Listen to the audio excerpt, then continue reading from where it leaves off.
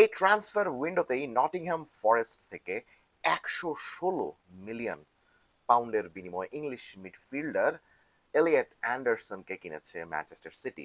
Elliott অ্যান্ডারসনকে যে বহুদিন ধরেই ম্যানচেস্টার সিটি চাইছে সেটা আমরা জানতাম, সেটাই জাস্ট কয়েকদিন আগে ফাইনালাইজ হয়েছে।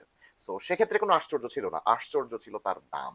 এই যে ১১৬ মিলিয়ন পাউন্ড, তার আগে এত বেশি দামে কোনো ইংলিশ খেলোয়াড় বিক্রি হননি কোথাও। সেটা জুড বেলিংহাম থেকে শুরু করে ডেক্ল্যান রাইস, হ্যারি কেইন, অনেকেই আছেন, কারোর দাম এত বেশি ছিল না। তো সবার মনের মধ্যে একটা সংশয় ছিল, একটা সন্দেহ ছিল যে এলিয়েট অ্যান্ডারসন কি অ্যাকচুয়ালি এত ভালো মিডফিল্ডার যার পেছনে এত টাকা খরচ করতে হবে। অফকোর্স এটা নিয়ে কোনো সন্দেহ নেই যে ম্যানচেস্টার সিটি একটু হলেও বেশি দামে এই মিডফিল্ডারটিকে কিনেছে। কিন্তু কেন কিনেছে সেটার একটা এক্সাম্পল আমরা দেখলাম আজকে ইংল্যান্ড ভার্সেস নরওয়ে ম্যাচে। আপনারা সবাই জানেন যে নরওয়েকে হারিয়ে ইংল্যান্ড বিশ্বকাপের সেমিফাইনালে উঠে গিয়েছে। সেই ম্যাচে এলিয়েট অ্যান্ডারসন গোটা ১২০ মিনিট ধরে বিভিন্ন রোলে যেরকম পারফরমেন্স করে গেলেন, সেটা দেখে চোখ বন্ধ করে এই জিনিসটা বলা যেতেই পারে যে না, দাম একটু বেশি হলেও ম্যানচেস্টার সিটি ভালো জিনিসই কিনেছে। নরওয়ের এগেনস্টে ম্যাচটাতে ইংল্যান্ড অনেকগুলো ট্যাকটিক্যাল সলিউশন নিয়ে আসে ম্যাচের বিভিন্ন পরিস্থিতিতে। যখন ম্যাচ সমতায় ছিল তখন, যখন তারা একটা গোল খেয়ে পিছিয়ে পড়লো তখন, যখন তারা আবার একটা গোল করে সমতায় ফিরে আসলো এবং যখন তারা একটা এক্সট্রা গোলের সন্ধান করছিল। এরকম প্রত্যেকটা সিচুয়েশনেই নতুন নতুন ফরমেশন, নতুন নতুন কম্বিনেশন, নতুন নতুন খেলোয়াড়দেরকে মাঠে নেমে বিভিন্ন কম্বিনেশন ট্রাই করে গিয়েছেন দলটার কোচ টমাস টুখেল। তিনি একদম স্থিরই ছিলেন না এই ম্যাচটাতে। তবে এই যে বিভিন্ন ধরনের ট্যাকটিক্যাল কম্বিনেশন বলেন বা সলিউশন বলেন বা ফরমেশন বলেন উনি যে ট্রাই করে গেলেন, এই জিনিসটা সম্ভব হয়েছে just because of two midfielders. Number one, Jude Bellingham. তিনি অসাধারণ খেলেছেন, গোটা ম্যাচে দুটো গোল করেছেন, আপনারা সবাই জানেন। সেটা তো অবশ্যই সবারই চোখে পড়েছে। যে জিনিসটা অনেকের চোখে পড়েনি সেটা হলো the contribution of Elliott Anderson, because তিনি কিন্তু গোল করেননি। গোল না করলেও ১২০ মিনিট ধরে তিনি টমাস টুকেলকে যেভাবে ট্যাকটিক্যাল বিভিন্ন সলিউশন দিচ্ছিলেন, এটা অসাধারণ। তো তিনি কিভাবে টমাস টুকেলকে সেভাবে ট্যাকটিক্যাল সলিউশন দিচ্ছিলেন আসুন দেখে নেওয়া যাক। ইংল্যান্ড মাঠে নামে এরকম 4-2-3-1 ফরমেশনে, যেখানে কিনা ডাবল পিভটে ডেক্ল্যান রাইসের সঙ্গে এলিয়েট অ্যান্ডারসন ছিলেন। এখন একটা জিনিস মনে রাখতে হবে যে ডেক্ল্যান রাইস কিন্তু এই ম্যাচে ফুললি ফিট ছিলেন না। এমনকি এই ম্যাচের আগেও আমরা খবর পেয়েছিলাম যে ডেক্ল্যান রাইস সম্পূর্ণ সুস্থ নন এবং এমনও হতে পারে যে টমাস টুখেল হয়তোবা তাকে এই ম্যাচে বেঞ্চও করাইতে পারেন। But at the end of the day সেটা হয়নি। ডেক্ল্যান রাইস মাঠে নেমেছিলেন, কিন্তু টমাস টুখেল জানতেন যে ডেক্ল্যান রাইসকে দিয়ে অত বেশি খাটাখাটনি করানো যাবে না, যে কারণে এলিয়েট অ্যান্ডারসন এবং ডেক্ল্যান রাইস মাঠে থাকলেও ডেক্ল্যান রাইস সাধারণত যে ধরনের জোন কভার করে থাকেন, যত বেশি জায়গা জুড়ে দৌড়াদৌড়ি করেন, এই ম্যাচে তিনি অত বেশি কিন্তু দৌড়াদৌড়ি করেন নাই। তিনি একজন স্ট্যাটিক ডিফেন্সিভ মিডফিল্ডারের মতো মোটামুটি এক জায়গাতেই স্থির ছিলেন বলা যেতে পারে।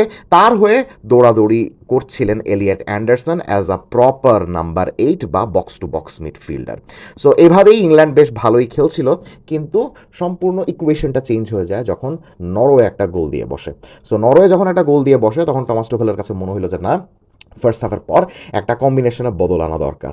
ফার্স্ট হাফের কম্বিনেশনে বদল তিনি আনলেন ডেক্ল্যান রাইস এবং রাইট উইংয়ে থাকা ননি মাদুয়েকেকে চেঞ্জ করার মাধ্যমে। তার কাছে মনে হইল যে ডেক্ল্যান রাইস যেহেতু এখনও সম্পূর্ণ ফিট নয়, তাকে বেঞ্চে বসিয়ে রেখে আক্রমণাত্মক একজন মিডফিল্ডারকে মাঠে নামানো উচিত এবং নরওয়েকে চেপে ধরা উচিত, কারণ ততক্ষণে নরওয়ে মোটামুটি লো ব্লকে খেলার চিন্তাভাবনা করা শুরু করে দিছে। সো সেই কারণে দেখা গেল যে ডেক্ল্যান রাইসের জায়গায় অ্যাটাকিং মিডফিল্ডার এবেরাচি এজেকে নামানো হয় এবং ননি মাদুয়েকের জায়গায় মাঠে চলে আসেন বুকায়ো সাকা। সো এখন দেখেন ইংল্যান্ডের এই যে একাদশটা, এখানে কিন্তু এলিয়েট অ্যান্ডারসনই মোটামুটি ডিফেন্সিভ মাইন্ডেড একজন মিডফিল্ডার কম্পেয়ার টু এবেরাচি এজা। সো একটু আগে যে এলিয়েট অ্যান্ডারসন নাম্বার 8-এর ভূমিকায় খেলছিলেন, এখন কিন্তু এলিয়েট অ্যান্ডারসন একদম প্রপার সোল ডিফেন্সিভ মিডফিল্ডার বা নাম্বার 6-এর ভূমিকায় চলে আসেন এবং তার উপরে বেলিংহ্যামের পাশে অনেক সময় এই এবেরাচি এজে চলে যাচ্ছিলেন এবং ইংল্যান্ডের ফরমেশনটা অনেকটা এরকম 4-1-4-1 করছিলেন। সো 4-1-4-1 করলেও কখনো কখনো দেখা যাচ্ছিল যে অ্যান্ডারসনের সাথে এরকম ডাবল পিভটে কখনো কখনো জুড বেলিংহামও নেমে আসছিলেন, আবার কখনো কখনো এবেরাচি এজাও কিন্তু নেমে আসছিলেন। যেই নেমে আসুক না কেন, এটা নিয়ে কোনো সন্দেহ নেই, এই একাদশটা অনেক বেশি অ্যাটাকিং ছিল। কিন্তু অ্যাটাকিং থাকা সত্ত্বেও ইংল্যান্ডের তেমন কোনো সুবিধা হয়নি, কারণ এজে এবং বেলিংহাম দুইজনই অনেক সময় দেখা যাচ্ছিল যে উপরে চলে যাচ্ছিলেন। অ্যান্ডারসন নাম্বার 6-এর জায়গায় এভাবে বল সার্কুলেট করছিলেন এবং ফার্স্ট ফেজের বিল্ড আপ সামলাচ্ছিলেন। কিন্তু এই যে তিনজনের মাঝখানের যে জায়গাটা, এই মাঝখানের এই জায়গাটাতে ইংল্যান্ড ভালো মতো বল প্রোগ্রেশন করতে পারছিল না এবং এই জায়গাটাতে ডেকল্যান রাইসের ডিফেন্সিভ সলিডিটির অভাব বোধ করছিল ইংল্যান্ড, যে কারণে মার্টিন ওডেগার্ড জায়গা পেয়ে অসাধারণ খেলা শুরু করেন। সো এরকম বেশ কিছুক্ষণ ধরে চলে এবং টমাস টুখেলের কাছে মনে হয় যে না, এইভাবে নরওয়ের কাছে মিডফিল্ডের কন্ট্রোল দিয়ে দেওয়াটা ঠিক হচ্ছে না। তখন তিনি কি করলেন? তখন তিনি এই মিডফিল্ডের কন্ট্রোলটাকে আনার জন্য এই যে লেফট উইঙ্গার অ্যান্থনি গর্ডন, তাকে বসিয়ে রিস জেমসকে নামালেন, চেলসির রাইট ব্যাক, যিনি কিনা মিডফিল্ডেও খেলে থাকেন। সো রিস জেমস যখন আসলেন তখন এবেরেচি এসে এইভাবে লেফট অ্যাটাকিং মিডফিল্ডারের ভূমিকাতে চলে গেলেন। জুড বেলিংহাম যথারীতি নাম্বার 10-এ থাকলেন এবং অ্যান্ডারসনের পাশে এইভাবে ডাবল পিভটের ভূমিকা নিলেন রিস জেমস। তাহলে দেখেন, রাইসের সঙ্গে পার্টনারশিপ শুরু করেছিলেন অ্যান্ডারসন, এরপরে জুড বেলিংহাম এবং এজের সঙ্গেও তার পার্টনারশিপ হইল। ম্যাচের এই সিচুয়েশনে রিস জেমসের সঙ্গে তিনি ডাবল পিভটে পার্টনারশিপ গঠন করা শুরু করলেন, যেখানে রিস জেমস ছিলেন একক ডিফেন্সিভ মিডফিল্ডার এবং আবারও এলিয়েট অ্যান্ডারসনকে নাম্বার 8-এর ভূমিকা দেওয়া হয়। সো এইরকম সিচুয়েশনে মোটামুটি ইংল্যান্ড ম্যাচের দখল ফিরে আনে, কিন্তু দে নিডেড আ কিলার ব্লো।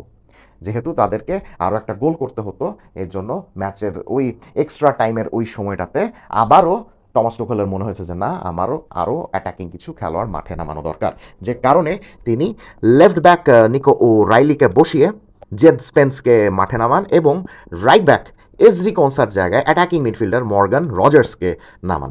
মর্গান রজার্স যখন মাঠে চলে আসেন তখন রিস জেমস আবার এই সেন্ট্রাল মিডফিল্ডের জোনগুলো থেকে সরে গিয়ে রাইট ব্যাকের জোনে চলে আসেন, রাইট ব্যাকের ভূমিকা পালন করা শুরু করেন এবং এলিয়েট অ্যান্ডারসনের সাথে মর্গান রজার্স ডাবল পিভট গঠন করেন। এই যে দেখেন, অ্যান্ডারসনের সাথে এতগুলো মানুষ এসে ডাবল পিভট গঠন করছেন, অ্যান্ডারসন কিন্তু কনস্ট্যান্ট। তিনি গোটা ম্যাচে নাম্বার 6 বলেন, নাম্বার 8 বলেন, বা জুড বেলিংহামের পাশে নাম্বার 10 বলেন, তিনি বিভিন্ন রোলে খেলে গিয়েছেন এবং রিলেন্টলেসলি দৌড়াদৌড়ি করে গিয়েছেন একটা প্রপার ইঞ্জিনের মতো। এবং টমাস টুখেলও কিন্তু তার উপরে আস্থা রেখেছেন।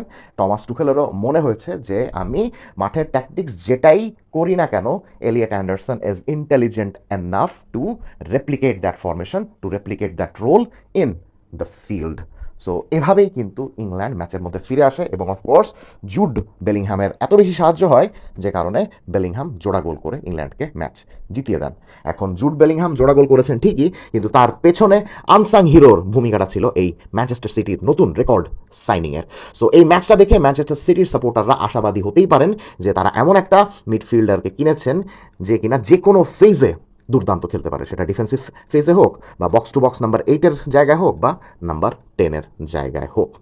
কমেন্ট সেকশনে জানিয়ে দিবেন এলিয়েট অ্যান্ডারসনের পারফরমেন্স দেখে আপনার কেমন লেগেছে। Let's have a discussion.